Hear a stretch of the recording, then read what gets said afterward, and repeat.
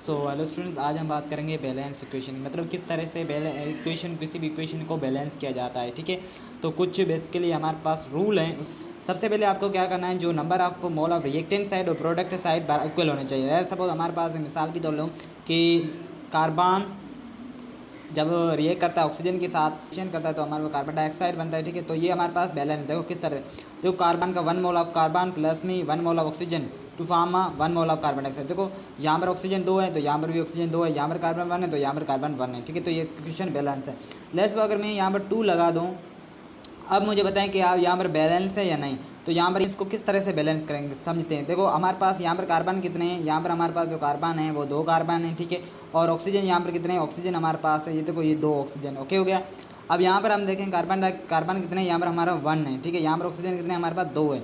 तो हमें क्या करना है, बैलेंस करना है दोनों साइड। तो हम क्या करेंगे, यहाँ पर 2 लगा देंगे। ठीक है, जब यहाँ पर हम 2 लगाएंगे तो ये हमारे पास ये जो कार्बन है, कार्बन हमारे पास 2 हो जाएंगे। ठीक है, ओके हो गया।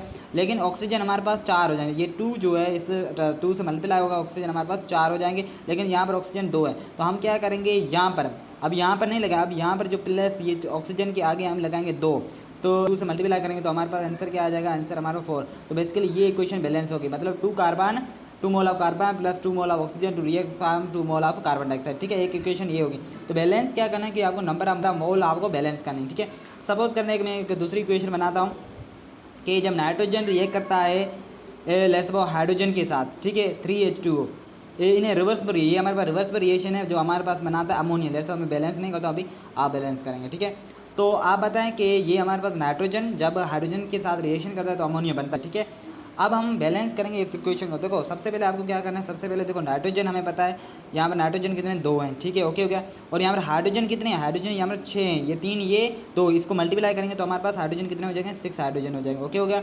अब यहाँ पर हमारे जो यहाँ पर नाइट्रोजन कितने हमारे पास 1 है। ठीक है, और हाइड्रोजन कितने हमारे पास, जो हाइड्रोजन यहाँ पर हमारे पास 3 है। तो हमें देखो यहाँ पर हाइड्रोजन 6 है, यहाँ पर हाइड्रोजन 3, तो हम क्या करेंगे, यहाँ पर 2 है तो हमारे पास क्या हो गया, 2 को मल्टीप्लाई करेंगे 3 से तो हमारे पास क्या हो जाएगा, 6 हो जाएगा। ठीक है, तो 6 हाइड्रोजन हो गए, और 1 को मल्टीप्लाई करेंगे 2 से के साथ तो हमारे पास 2 नाइट्रोजन हो गए। तो बेसिकली ये हमारे पास इक्वेशन बैलेंस हो गई। ठीक है, एक दूसरा मिसाल लेते हैं। देखो अगर मैं एक दूसरा मिसाल दूँ, जैसे कि PCl5, ठीक है, इसका नाम है फॉस्फोरस पेंटाक्लोराइड। जब इसको ये जब डिकम्पोज होता है तो हमारे पास PCl3 के अंदर प्लस Cl2 के अंदर होता है। ठीक है, तो अगर मैं यहाँ से लगा दूँ लेट्स सपोज 2 यहाँ पर लगा दूँ। ठीक है, अब मुझे बैलेंस करके दिखाओ कि इक्वेशन बैलेंस है नहीं। ठीक है, तो यहाँ पर देखो फॉस्फोरस हमारे कितने हैं, 2 हैं। ओके हो गया। क्लोरीन कितने हैं हमारे पास, क्लोरीन हमारा 10 है। ठीक है, 2 को मल्टीप्लाई करोगे 5 के साथ 10 आ जाएंगे। ठीक है, अब यहाँ पर फॉस्फोरस कितने हैं हमारे पास, फॉस्फोरस यहाँ पर 1 है। ठीक है, क्लोरीन कितने हैं यहाँ पर, क्लोरीन हमारे पास देखो 3 ये क्लोरीन 1 2 ये 3 ये 2 ये कितने हो गए, 5 क्लोरीन। क्लोरीन कितने हो गए हमारे पास, 5 हो गए। तो अब हम क्या करेंगे, अब यहाँ पर देखो हमारे पास फॉस्फोरस 1 है, यहाँ पर फॉस्फोरस 2 है, क्लोरीन 5 है, यहाँ 10। तो हम यहाँ पर क्या करेंगे, यहाँ पर 2 यहाँ पर लगा देता हूँ, तो हमारे पास फॉस्फोरस कितने हो गए, देखो 2 फॉस्फोरस हो गए। ठीक है, और 2 को मल्टीप्लाई 6 से 2 कितने हुए, 8 हो गए हमारे पास क्लोरीन। ठीक है, 8 क्लोरीन हुए, तो 8 क्लोरीन हुए तो यहाँ से फिर से 2 लगा लेंगे। ठीक है, ये अब देखो 2 यहाँ पर लगाए तो हमारे पास 8 हो गए क्लोरीन। अब यहाँ से हम फिर से क्या लगाएंगे, 2 लगाएंगे क्लोरीन आगे, तो हमारे इक्वेशन बैलेंस हो गए। अब इक्वेशन किस तरह से बनेंगे, 2PCl5 2PCl3 प्लस 2Cl2।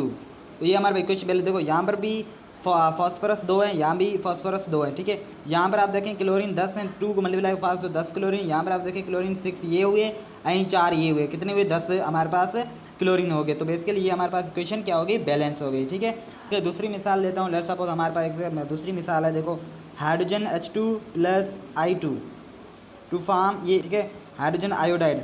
अब इसको हम बैलेंस करें, देखो इसको बैलेंस करें। देखो यहाँ पर हाइड्रोजन कितने हैं, 1 2 है यहाँ पर हमारे पास, यहाँ पर आयोडीन क्या है हमारे पास, आयोडीन भी 2 है।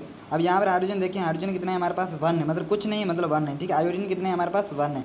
तो हम क्या करेंगे, यहाँ पर 1 यहाँ पर 2 है, 2, तो हम क्या करें, यहाँ पर 2 पुट कर देंगे, तो हमारे पास 1 को मल्टीप्लाई करेंगे 2 के साथ तो हमारा 2, 1 को मल्टीप्लाई करें 2 के साथ 2, तो हमारे पास हाइड्रोजन आयोडाइड कितने हो गए, 2 हो गए। ठीक है, तो आई होप ये आपको समझ में आ गया। बैलेंस इक्वेशन क्या करना है, सिर्फ आपको number of mole of reactant की साइड और प्रोडक्ट की साइड क्या करना है, इक्वल करना है, तो उसे हम कहते हैं बैलेंस इक्वेशन। आई होप ये आपको समझ में आया होगा। Thank you so much.